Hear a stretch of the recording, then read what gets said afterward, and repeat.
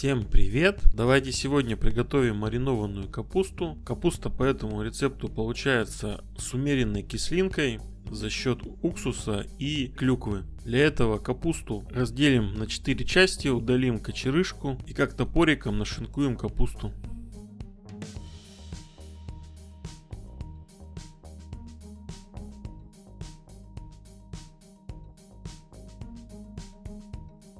Далее возьмем морковь, натрем на терке или, как я, пропустим через комбайн. Морковь добавим к капусте, все перемешаем.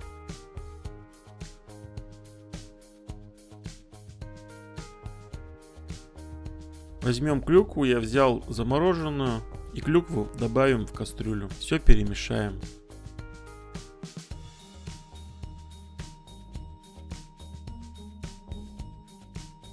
Приготовим маринад. В кастрюлю нальем воды, добавим соль, добавим уксус, добавим мед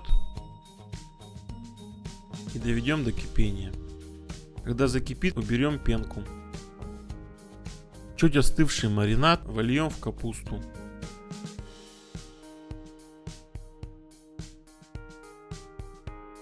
Капусту поставим под пресс, у меня это 2-литровая банка воды, и оставим на 3 суток.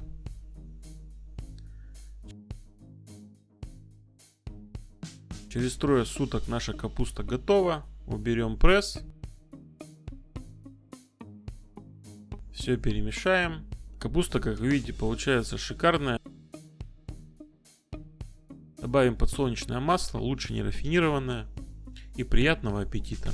Кому понравился рецепт, ставьте лайк, подписывайтесь на канал Рецепты на выбор, делитесь с друзьями в социальных сетях, нажимайте на колокольчик. Всем пока, до новых встреч!